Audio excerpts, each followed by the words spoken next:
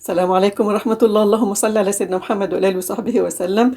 طاقية السلطان يا بنات طلع ترند كده الفترة اللي فاتت، فأنا قلت أجربها معاكم أشوفها فعلا تستاهل ولا لأ. شايفين الحجم بتاعها بجد، فعلا هي وصفة تستاهل بجد. يعني من أول الفيديو كده بقول لكم فعلا تابعوا الفيديو للآخر، لأن فعلا هتستفيدوا منها بجد. طلعت تحفة. ما تنسوش اللايك والاشتراك وتعالوا ندخل على الوصفة. أنا عندي كوب حليب على مية أو حليب بس دافي طبعا. لازم يكون دافي عشان الخميره يا بنات. نفس الكوبايه اللي انا بستخدمها هستخدمها برضه، احط فيها ربع كوب زيت، والزيت يكون نباتي، يكون ملهوش ريحه يا بنات، يكون حاجه كويسه. بعد كده عندي هنا خميره دريم ممتازه يا بنات، معلقه كبيره اللي هي 10 جرام خميره دريم. بعد كده انا عندي بيضه، هاخد البيض هحطه مع الحليب، والصفار هسيبه للوش بتاع الفطيره بتاعتنا. طبعا انا هحط فانيليا. الفانيليا هنا بتدي كمان يعني عشان تضيع ريحه البيض، وغير كده بتدي طعم وريحه جميل للفطيره بتاعتنا. بعد كده انا عندي هنا 5 معالق كبار سكر، ولو انت عايزه تزودي كمان معلقتين او 3 مفيش مشكله. ده السكر ده على حسب الرغبه، على قد انت بتحبيها حلوه في يعني في بقك قد ايه. قلبي قلبي قلبي كويس جدا لغايه السكر ما يدوب مع السائل بتاعنا في نفس الكوبايه. هي يا بنات هي اهم حاجه نفس الكوبايه توحديها هتطلع معاكي كويس. انا عندي هنا 4 كوب دقيق، وممكن ما تاخدش الدقيق كله، وممكن تاخد يعني ازيد كمان. يعني معلقه او معلقتين. الدقيق هنا على حسب السائل اللي انت بتحطيه، ده طبعا بيفرق من واحده للتانيه. اهم حاجه انا هنا لما بعجنها، اهم حاجه بننزل بالدقيق شويه بشويه، وهنبدا نعجن فيها كويس جدا. هي بصوا في الاخر كده بتبقى ملزقه حاجات بسيطه جدا، لكن سايبه الطبق وسايبه ايديا زي ما انتم بتشوفوا. اهم حاجه ما تخليش العجينه منك تبقى ناشفه، علشان ما تطلعش اصلا الفطيره تبقى ناشفه وتقولي ناشفه وتقولي ايه السبب. اهم حاجه تكون العجينه بتاعتنا طريه. بصوا شايفين بتمط كده في ايدينا زي ما انت شايفه. هنقسمها بقى كده بالنص، عشان نص احنا هنحط عليه كاكاو علشان يبقى بالشوكولاته يعني، والنص التاني ابيض.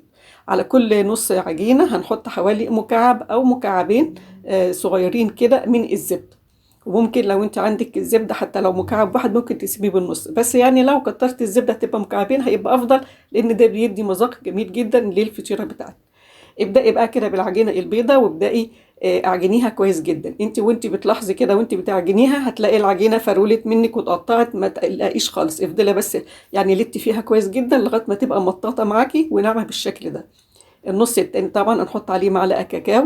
الكاكاو اللي انا بستخدمه برضو دريم ممتاز جدا يا بنات، او لو انت النوع اللي انت بتستريحي له مفيش مشكلة، المهم يكون طعمه برضو حلو. هنحطه برضو كده، هننخله. مهم جدا برضو النخل بتاع الكاكاو عشان لو في تكتلات ولا حاجة. وعجيني كويس جدا جدا لغاية ما تصبح وياكي مطاطة بالشكل ده. هنسيبهم بقى كده في مكان دافي يخمر. تخمر بس العجينة بتاعتنا ويتضاعف حجمها، يعني من حوالي من ساعة لساعة وربع على حسب حرارة الجو بتاعه. بعد كده بعد ما خمرت زي ما انتم شايفينها كده، هنبدأ. أنا عندي هنا هنشتغل هنا على الرخامة. لو عندك مفرش سيليكون مفيش مشكلة. بعدين زيت، وممكن تحطي دقيق، بس بصراحة أنا بفضل في الفطاير بحط اللي هي زيت، برضو زيت كويس يعني.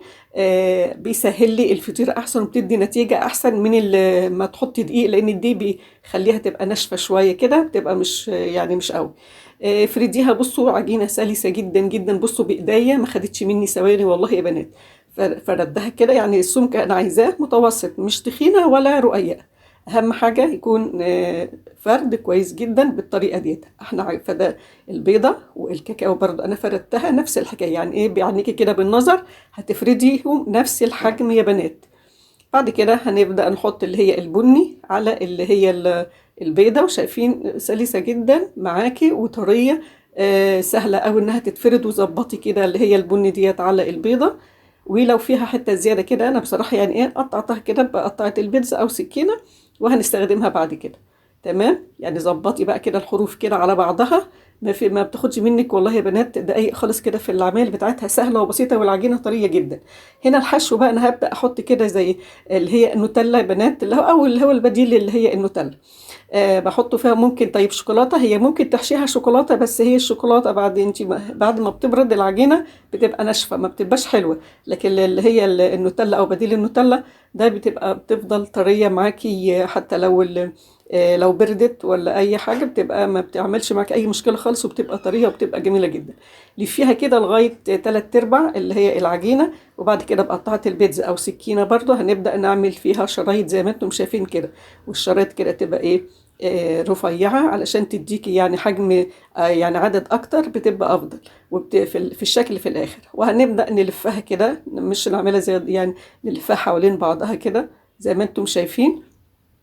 شايفين بقى اللونين كده بقى جم على بعض، بيبقى شكلهم حلو وظريف كده. وغير كده لما هنلف عليها دلوقتي العجينة هتدينا الشكل اللي انتم شايفينه في الاخر ده، بجد تحفة وطعمها جميل جدا. والطريقة سهلة جدا ومش هتاخد منك وقت خالص، بجد. وان شاء الله تنجح وياكي من اول مرة. انا هخلص بقى نلف كل الشرايط اللي انتم شايفينها ديت كده بالطريقة ديت، وتعالوا نشوف المرحلة التانية.